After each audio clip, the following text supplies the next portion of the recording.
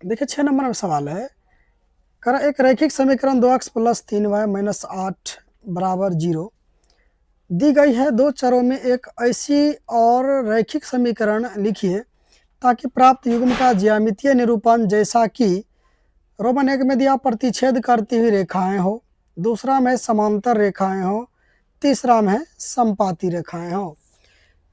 आपको ध्यान देनी है। देखिए कितना आसान है, 100% है कि आपको समझ में आ जाएगा। अब देखिएगा इसको, एक समीकरण दिया हुआ है आपका ये,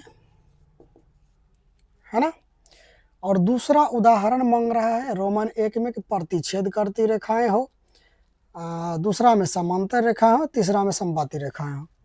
तो ये तीनों का आप समझिएगा कि जो दिया है कि पहले प्रतिच्छेद करती रेखाएं हो, तो प्रतिच्छेद करती हुई रेखाएं होता कब है ये आपको जानना जरूरी है। प्रतिच्छेद करती रेखाएं होता है जब a1/a2 बराबर b1/b2 नहीं होता है, तब है ना, ये प्रतिच्छेद करती रेखाएं होता है। तो समझ लीजिए एक उदाहरण दिया है समीकरण, एक हमें ऐसा उदाहरण देना है कि ये दोनों आपस में इक्वल माने बराबर ना हो, बस हो गया।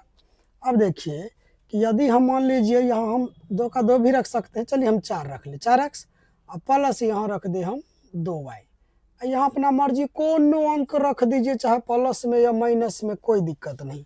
मेन चीज आपका यही पकड़ता है, ये वो दोनों है ना, ये दोनों बराबर नहीं होना चाहिए, तब प्रतिच्छेद करती रेखाएं होता है। तो यहाँ देखिए दोनों बराबर है, जब इसको रखिएगा 2/4 और 3/2, क्या आपस में बराबर है? नहीं ना है। तो एक उदाहरण ये हो गया, ये रोमन 1 का हुआ, ठीक। अब मान के चलिए इसमें हम रोमन 1 बैठा दें, फिर यही देखिए 2x प्लस 3y माइनस 8 बराबर 0, इसी को लिखे। रोमन 2 में बोला गया है कि समांतर रेखाएं हो, तो समांतर रेखाएं कब होता है? a1/a2 बराबर b1/b2 बराबर नहीं होता है c1/c2, तब ये क्या होता है? तो समांतर रेखाएं होता है। इसका कहने का मतलब हुआ कि ये दोनों आपस में बराबर होना चाहिए, ये बराबर नहीं होना चाहिए। तो ये दोनों जब बराबर होना चाहिए तो इसको पढ़िए, 2 दूनी 4x, 3 है, देखो दुक्का 2 को पढ़ दिए ना 2 बार, 2 दूनी 4, तो 3 को भी पढ़ दीजिए, 3 दूनी 6y।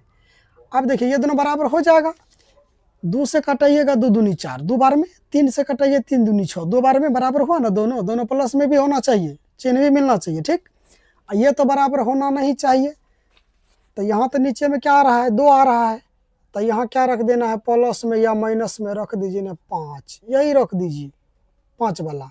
क्या दिक्कत? देखिए ये बराबर हुआ नहीं ना हुआ, ये कटा रहे 2 दूनी 4, 2 आ रहा है नीचे में, ये भी 3 दूनी 6, 2 आ रहा है नीचे में, ये कभी कटेगा नहीं ना, ये बराबर, इसका मतलब नहीं हुआ। तो नहीं हुआ तो बस हो गया इसका एग्जाम्पल। तीसरा, पहले इसको समीकरण को लिख लीजिए, देखिए 2x प्लस का 3y माइनस 8 बराबर 0, ठीक। तो हम रोमन 3 का यहाँ उदाहरण देते हैं। रोमन 3 में कहा है समपाती रेखाएं हो। समपाती रेखा कब होता है? जब तीनों बराबर हो जाता है ना। इसको तो आपको याद करना ही करना होगा, इससे पहले वाले वीडियो हम बना के दिए हैं। इसमें तीनों जब बराबर होगा तब है समपाती होता है।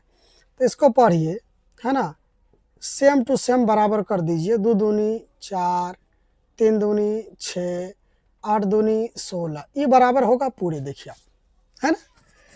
2 दूनी 4 2 बार में, 3 दूनी 6 2 बार में, चिन्ह भी देखिए यहाँ प्लस है, यहाँ प्लस है, ये प्लस है, यहाँ प्लस है, ये माइनस माइनस खत्म हो जाएगा, 8 दूनी 16 है ना, सब में 2 आ रहा है ना, ये बराबर हो गया। बस यही आपको एग्जाम्पल देना था, इसमें खास कुछ था नहीं।